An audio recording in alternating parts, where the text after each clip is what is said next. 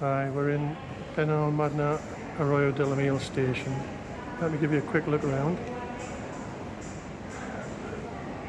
As you can see, it's barrier entry. There are a couple of ways for getting your ticket, etc. One is that you can use your credit card or debit card to do a tap on, tap off system, which is really easy. Remember, obviously, to tap off at the station on the other end. I think if you fail to do that, you're only charged what they would charge you for the maximum ticket price of a journey anyway, so they're not ripping you off. They do have ticket machines, but generally there are quite large queues, and I'm not saying they're impossible to operate, but a lot of people seem to have difficulty doing so. If not, there is a manned kiosk who I believe you can buy tickets through there as well, so let's have a little walk.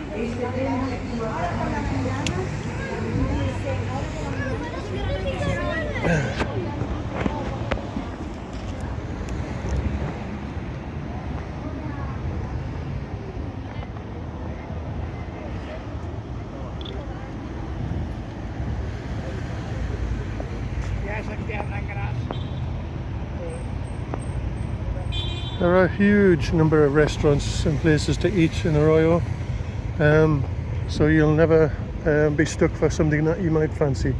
Just on the point of the station name, the station isn't actually in Benalmadena as such, it is in Arroyo de la Miel.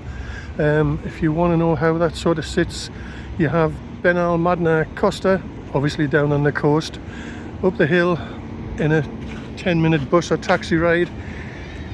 You've got Arroyo de la Miel, and up from Arroyo de la Miel in about, say, 10 to 15 minutes in a bus or taxi ride, you've got Benalmadena Pueblo. So we're currently in Arroyo de la Miel, and we're looking down Las Infantes Street. There isn't much accommodation hotel-wise to stay in Arroyo, but there is a hostel down there called the Hostel Solimil, which it's okay. It's always kept very clean and tidy, and it's not hugely expensive. I don't think of a hostel as in maybe people from the UK would think of shared dormitories or something. It's nothing like that at all.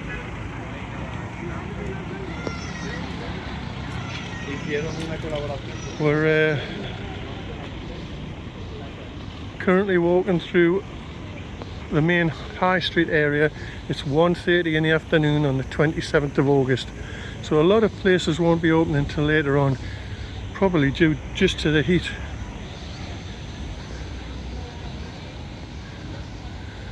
This side of the street catches the sun until later on this afternoon, so these tend to stay closed until the sun's not shining directly into them.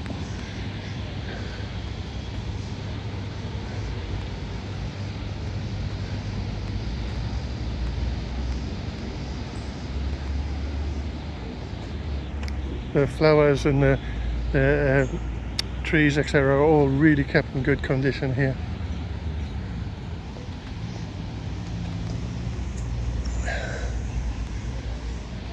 The big tree in front of you is a jacaranda tree, and if you come sort of May time, it's all purple. It really looks spectacular. This little place here, don't be put off by the name Big Avenida, because they do a wide selection of foods run by a Spanish couple. You get a lovely Spanish breakfast in here, so worth a try.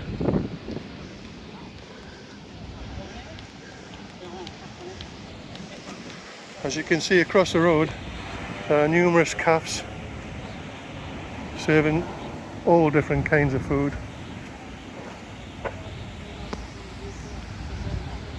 This is the cultural centre, where there are many displays on throughout the year, particularly Christmas. Do a spectacular Christmas display.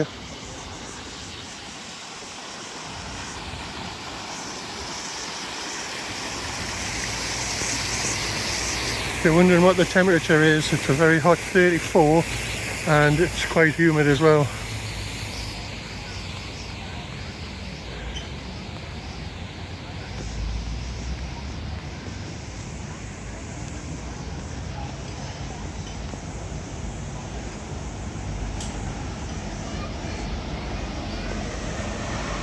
Bit of a popular alley up.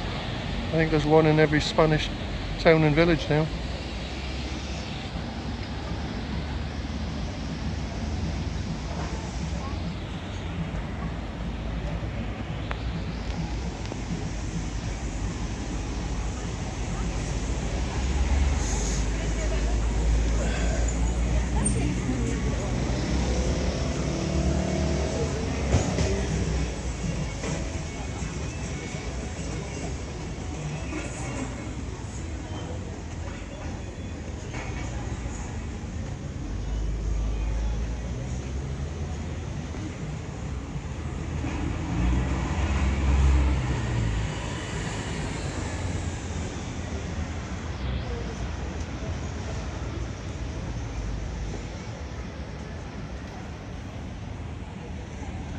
There are 3 fast food outlets here in Arroyo. But what I find particularly strange is they're extremely popular with the Spanish youngsters. That seems to be who is keeping them full all the time.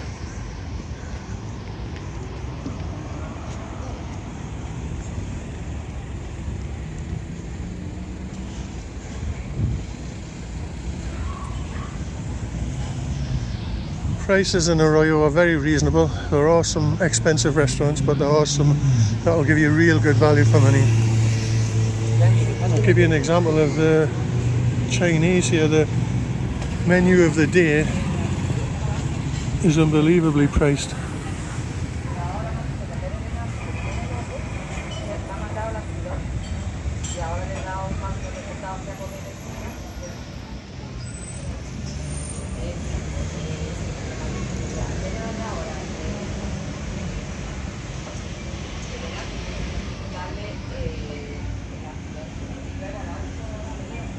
Right, let's just walk to the end and I'm going to turn around. We've got a new Granier here, which I believe is a franchise, so the prices are slightly more expensive than the Granier on Blas Infante.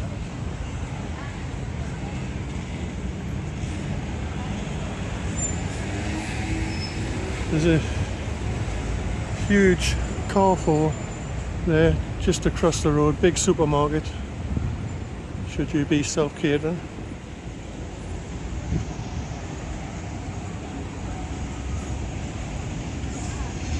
I'm going to get across the road and show you another couple of restaurants.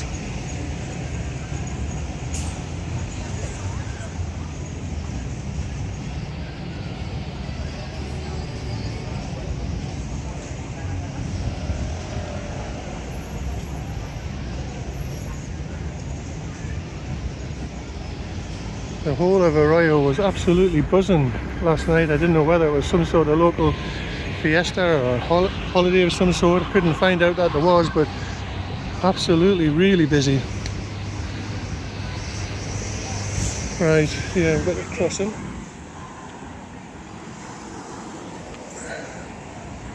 Traffic lights here to get across.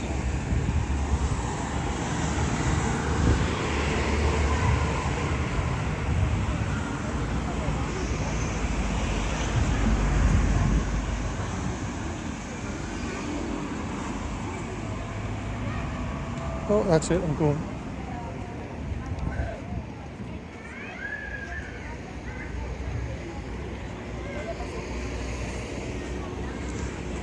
The children's play area in front, which is extremely popular, I believe, because the majority of people live in apartments who don't have gardens, so they bring their kids to play in the parks.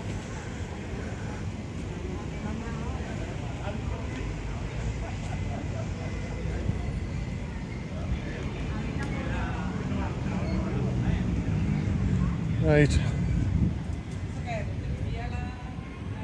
I'll show you 3 restaurants I have been into and let you know what I think about those.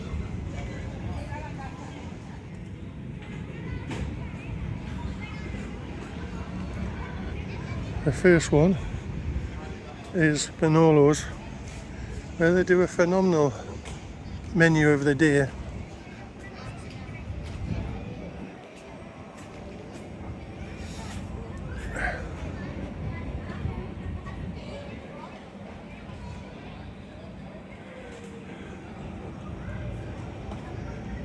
Second one is King of Curries, obviously in Indians.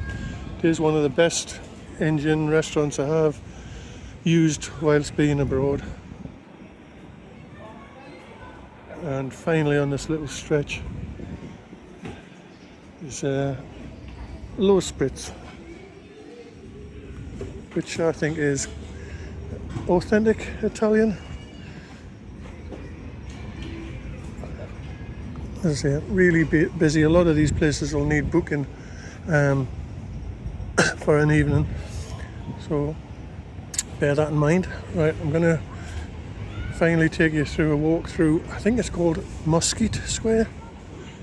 Somebody's probably going to tell me in the comments that I've got that wrong. If you do enjoy this, please consider giving it a thumbs up and also subscribe to the channel. Everyone that subscribes helps.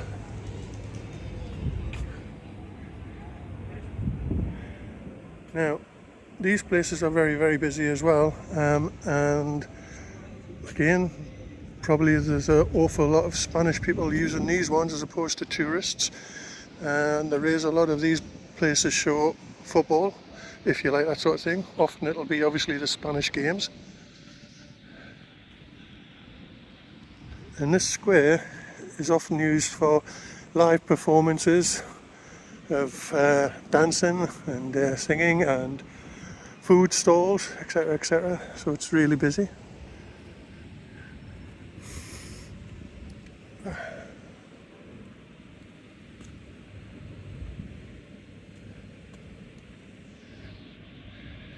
And I think that'll do.